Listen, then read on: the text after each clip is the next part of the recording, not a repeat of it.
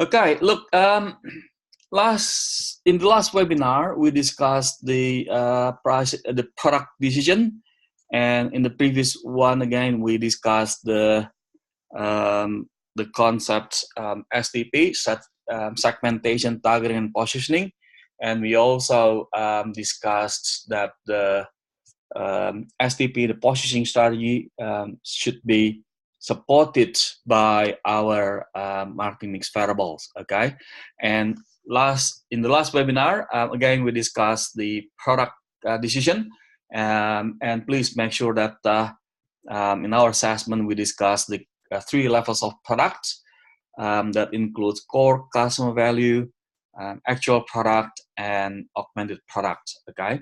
Now, in this webinar, we try to complete all marketing mix variables that includes the pricing strategies and the other variables that we'll discuss today. Just before we move on in terms of price, we actually need to understand that price is the only marketing mix variables that is easy to adjust.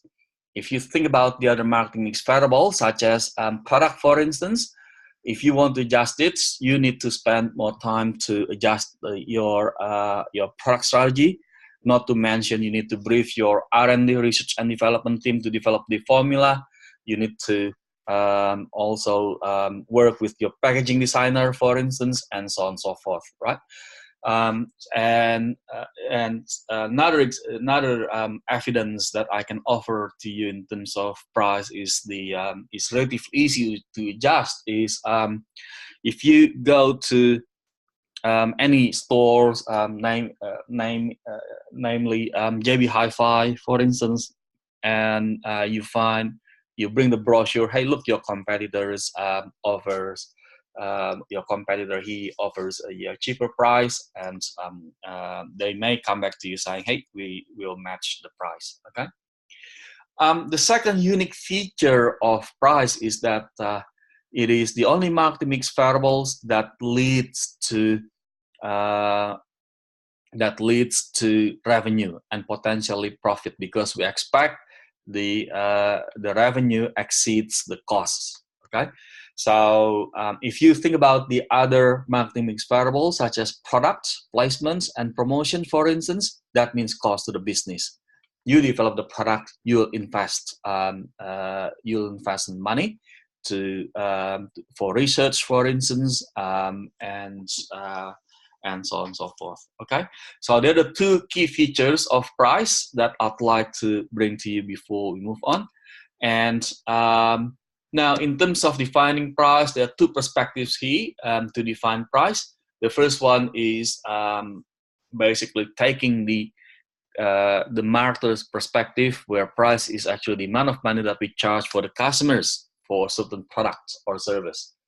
And from the customer perspective, price is actually the amount of money that they are willing to spend to acquire the benefits of a product or service. Okay, I would recommend you to look at it from the customer perspective.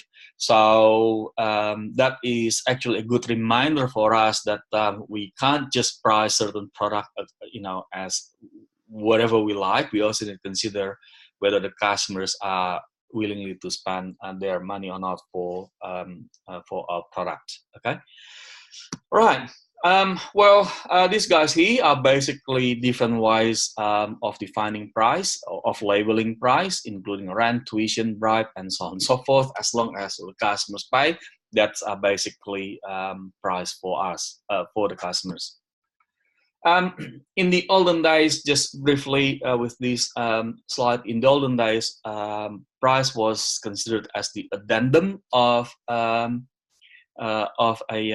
marketing strategy, and companies would normally have an idea in terms of how much they would price their product. Well, to date, we also understand it is the company has some policies in terms of their pricing strategies. They know their strategic objectives, but the companies are also aware now that price contributes to the value creation. Okay, so there is a connection between price and the value that they want to create in the consumer's mind. For instance, in the case of the brand name, for instance, we understand that if we select certain brand for a mobile device, for instance, we need to consider spending more money for that brand instead of buying the other brand.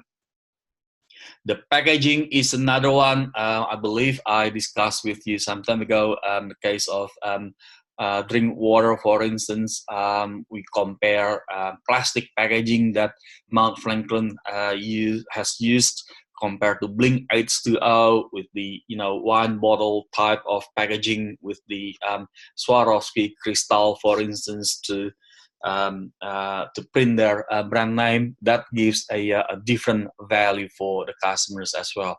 The store name, David Jones, Target, Kmart, will mean something different for the customers. And in some markets, like China, for instance, my experience, the country of origin plays an important role. If the brand comes from Western countries, it is normally valued as higher rather than local brands. Okay, so that's there are some issues in here that connect to price. Okay, in regards to the buyer's perception of the price. Okay. Just briefly about the considerations in setting the price. We have what we call as the price floor, or to be more precise, it is the product costs. It is actually reflecting how much money that we spend to make the product, and we can't charge the price below the price floor because we are going to lose money. And we may also be involved in the legal issue, because if we sell the price below cost and someone has the evidence that we do that to remove the competition from the market, after that we escalate the price to reap the monopoly in that business, then yes, we may be accused of abusing our market power. And on the reverse one, we have the price ceiling. The price ceiling, which is basically about the maximum amount of money that we can charge, because beyond that price, the customers are not willingly to pay, regardless how strong a brand is. Okay, because they may say, yeah, your brand is quite strong, I like it, I know that your brand has strong reputation, but it is just too much for me to pay for. Okay. Now, in between, we have some other internal and external considerations, such as the strategic objective of the organization, the marketing objective, whether the marketing objective is more into achieving the profit target, or more into building market share and penetration. So that drives a different pricing strategy. Okay. And the nature of market and demand, so that refers to how sensitive the customers are to our pricing strategy, and of course the competitor strategy and general economic situation out there, whether the country is in growth in terms of income and also GDP, or whether they are under pressures or depression. Okay, from economic perspective as well, we also need to look at the market structure, whether we are competing in the monopoly competition or oligopoly competition, and or also in the perfect competition, which is basically another consideration. Okay. Right, so that these slides here gives us a bit of illustration in terms of different store drives different pricing strategy, and the store brand also has their own pricing objective. Okay. Now this is this slide is actually about major pricing strategies. There are three options. There are three concepts of pricing that I recommend you to include to have a more comprehensive analysis in your pricing strategy. The first one is either these major pricing strategies or new product pricing strategy. Okay, so in terms of major pricing strategies, we have three options: customer value-based pricing, cost-based pricing, and competition-based pricing. The first two are quite different actually in terms of perspective. The customer value-based pricing strategy takes the customer's perspective. As a marketer, we research the customers, how customers value certain product or service, and we develop the product accordingly. Therefore, the price is also driven by the customer's perception.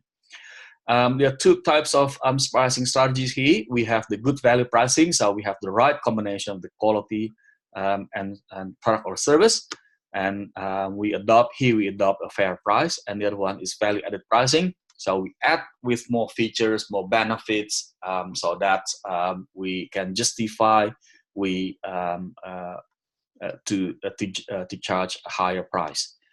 And the next one is cost-based pricing. Cost-based pricing actually takes the internal perspective, where we look at what we make, we source the materials, we get the costs, and after that we we add that up with the markup based on the company's standards, and we get the price accordingly. And after we convince the customers that the product or service is worth that much. Okay, so that's cost-based pricing strategy. And the next one is competition-based pricing, which is basically referring to the competitor strategies. You may recall that in your assessment one, I recommend you to go through the details of the competitors' offerings, including the pricing strategy that they have, that they adopt, and that helps us to understand as well actually how much they charge their own products. Okay, and actually, after we understand the competitors' pricing strategies, we actually look our own offering, whether we offer something superior, inferior, or on par with the competitors. Okay, that is an insight for us to our pricing decision. Now, let's say we have a superior product.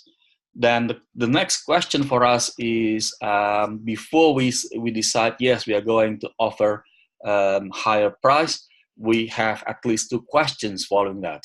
First, can our customers feel the difference or not? Can our customers feel the superiority or not? Okay, some product categories may find it hard to communicate the superiority. Okay, vitamin and dietary supplement, for instance, may find it hard to communicate the benefit for the customers. Well, if we take certain brands of vitamin C from certain brand, for instance, does it mean we'll live 10 years longer? Well, that's something that we also need to be mindful. Okay. The second issue that we also need to look at is basically, aside from the superiority, we also need to look at whether the customers have got their own standard in terms of purchasing certain product category. For chocolate bar, for instance, there may be certain norms in the industry from the customer's perspective about how much a certain product should be.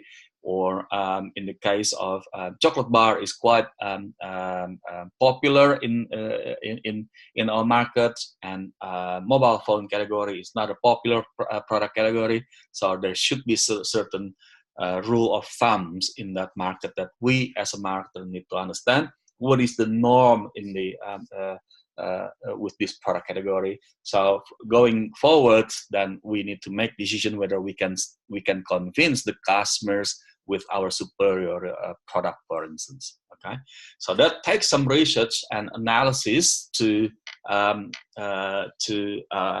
take that decision, to make that decision, basically. Okay, now this one here actually shows. This one here actually shows that different store actually influences the customer's decision in terms of the price that they are willing to pay for.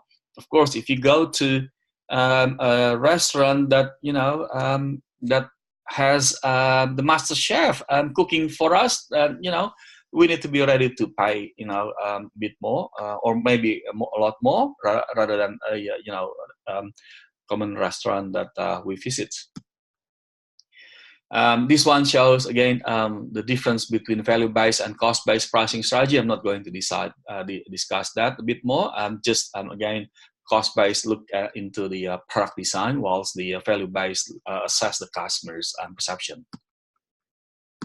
Okay, now this is the other concept. So aside from the previous 3 options of pricing strategy, you can also use this one, because very likely you are launching a new product, okay, with this business, okay, very likely.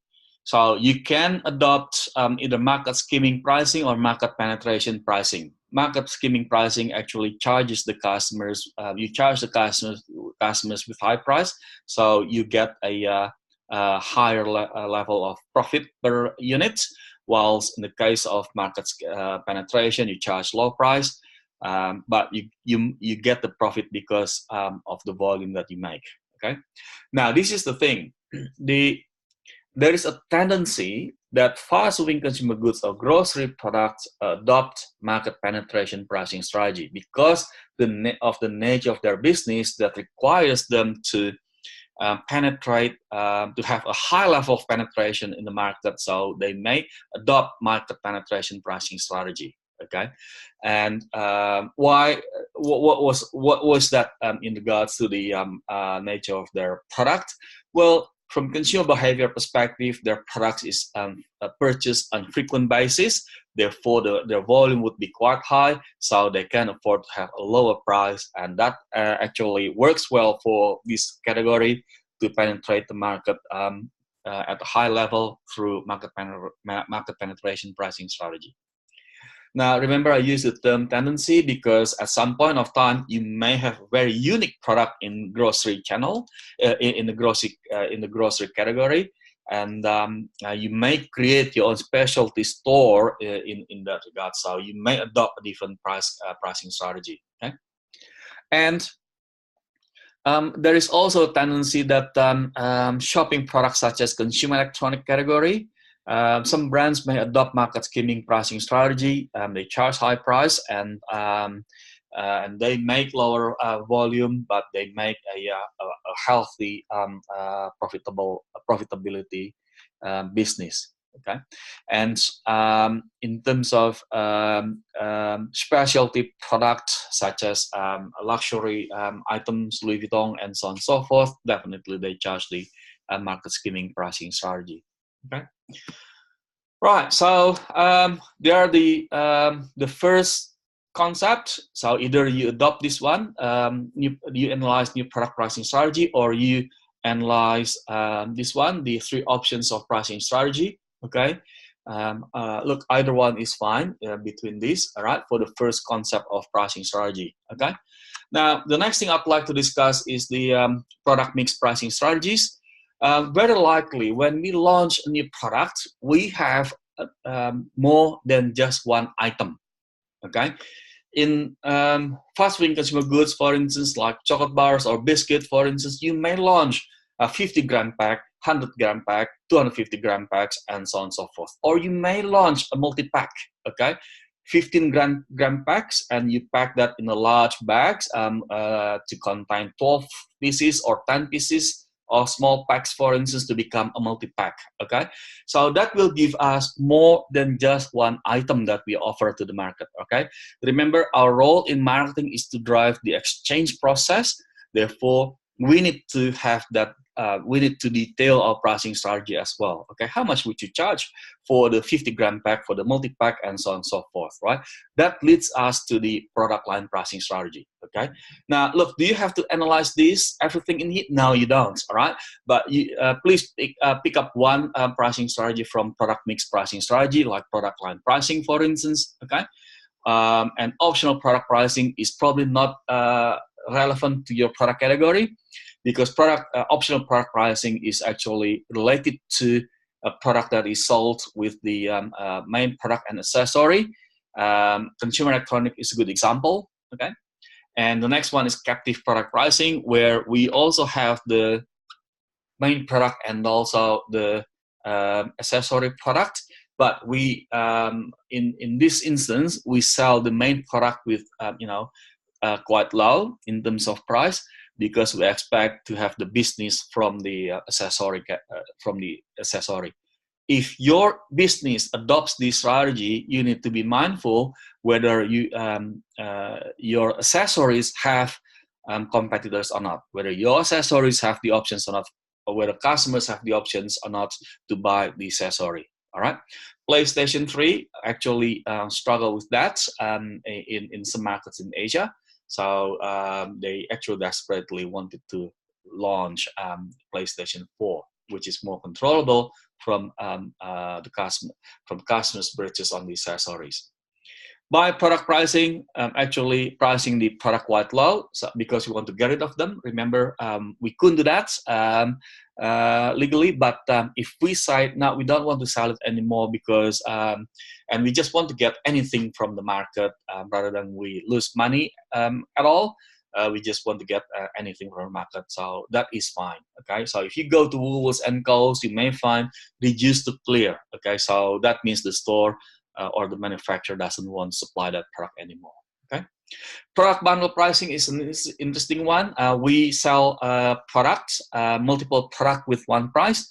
So you may offer 2 packets of 50 grams with one price, for instance, or if you look at some other marketers like Telstra, for instance, they offer home phone and internet, and also cable TV, for instance, with one price. Okay, so that actually helps marketers to increase their share, the share of customers' wallets. Okay, so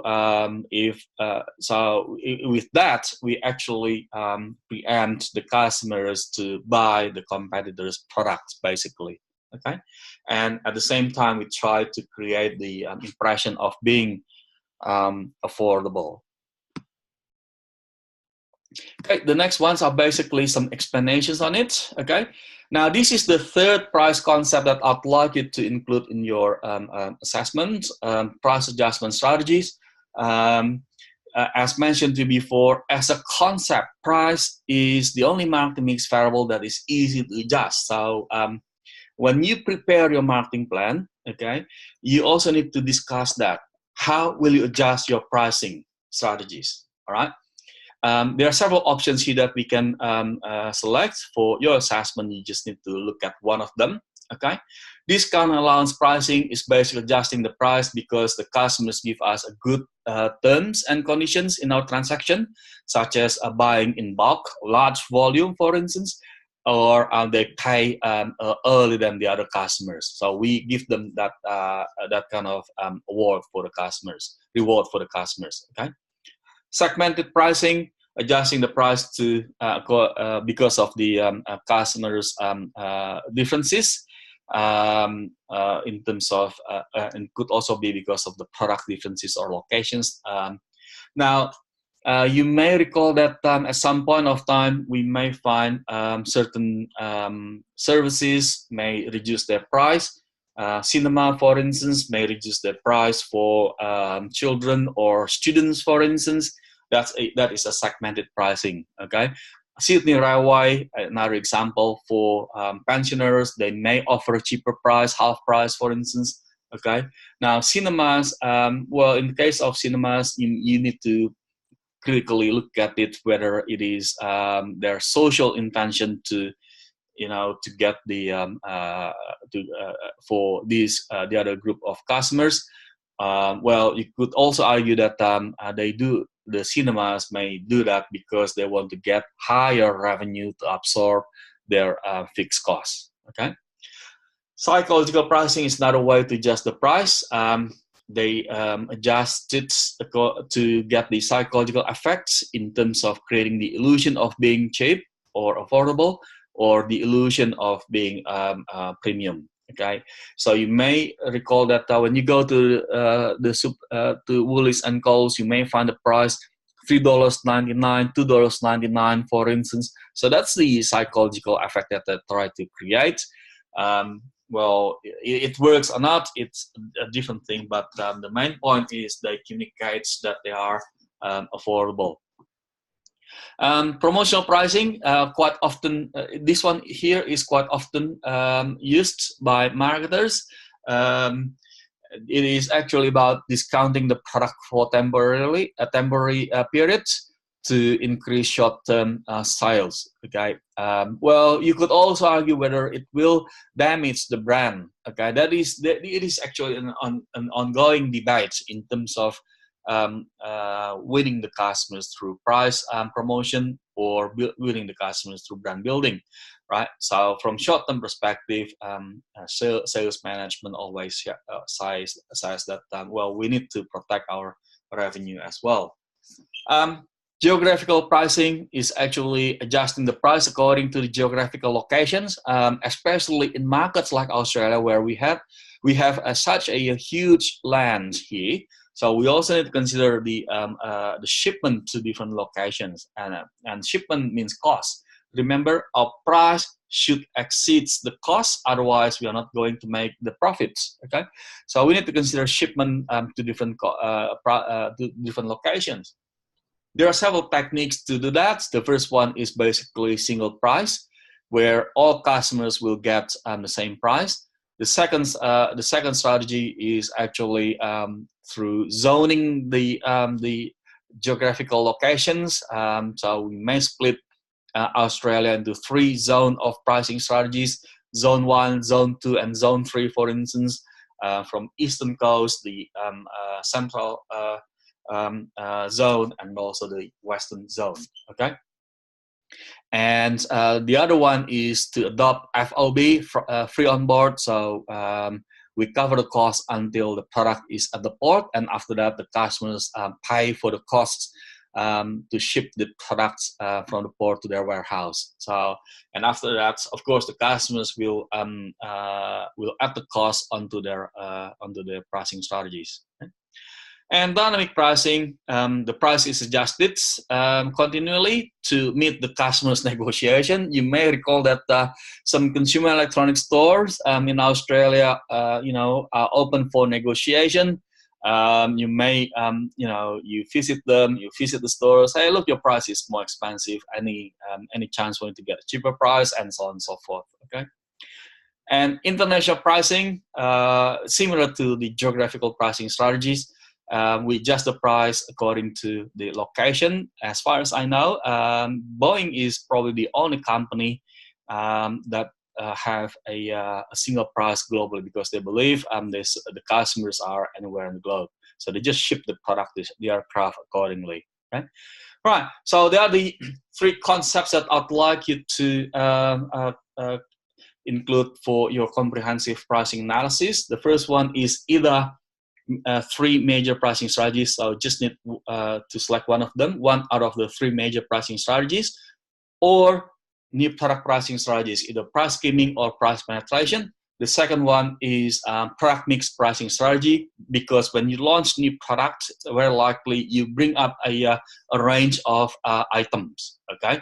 Either milk chocolate and dark chocolate and so on and so forth, or assuming you only launch the milk chocolate, it is very likely you have a number of pack sizes: the multi-pack, the small pack, the large pack, the family pack, and so on and so forth. Or the gift pack, for instance, okay, if you consider that market as well. Okay, and the third pricing concept that you need to consider is the price adjustment strategies. How would you adjust it later on? Okay, after you launch it, how would you adjust it? Okay. All right, so that's price, guys. Any questions before we move on to the next one?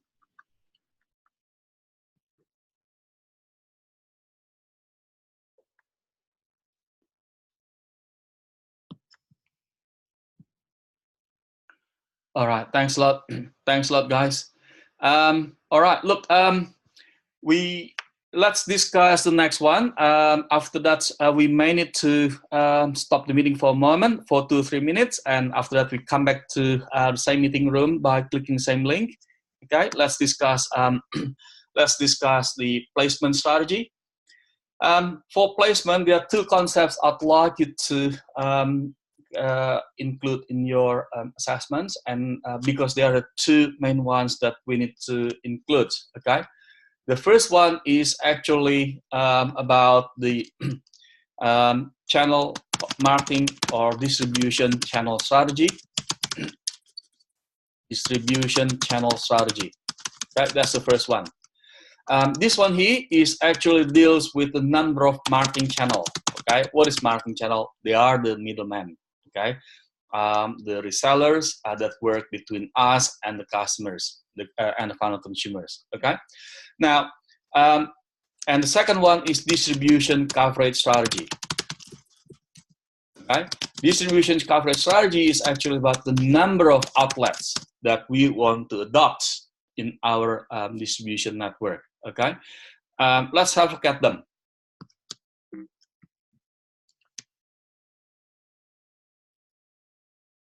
Okay, broadly speaking, there are two types of distribution channel strategy. If you look at this diagram, this diagram shows consumer marketing, and the other one is business marketing channel. The first channel here, or channel one, is actually about direct channel strategy, or direct marketing channel strategy, or direct marketing strategy. Okay, where the producer is engaged with the consumers directly. Okay, they may develop an online strategy, e-commerce, if you like, to get engaged with the consumers directly. Okay, or they may have their own stores. They manage their own stores directly, and this store is engaged with the consumers. Okay, directly without any layers or any marketing channel. Okay, so they don't assign any marketing channel in this strategy. The channel 2 and 3 are basically what we call as the indirect channel strategy, where the producer in here assign at least one marketing channel, or one marketing intermediary, or one middleman at least. Okay, so we ship the product through to the retailers or wholesalers if you have more layers in your channel strategy until it meets the final consumers. Okay, this is what we call as indirect channel strategy. Now, between the two, if you look at that, some marketing organizations also combine the channel strategy. They have what we call as hybrid channel strategy. So they use the direct and indirect channel strategy. Okay, if you look at Apple products, for instance, you can also argue that consumers buy Apple's products through Apple online store or visiting Apple store, and consumers may also buy Apple's product through JB Hi-Fi or Bingley or Vodafone, Telstra, Optus, for instance, which are basically indirect channel strategy. So in this instance, companies like Apple adopt this hybrid channel strategy. Okay, now there are some scholars also differentiate between hybrid channel and multi-channel strategy based on whether the target market is similar or not. Then you argue whether there are some similarities between the two or not. Okay, so broadly speaking, you can select for channel strategy. You can select whether you adopt direct channel strategy, indirect channel strategy, or hybrid channel strategy. Okay, all right, guys. Can I suggest we stop there and we continue by clicking the same link again? Is that okay? Okay. Thanks a lot. Sorry. Thanks for your understanding. I'll see you next 2-3 minutes.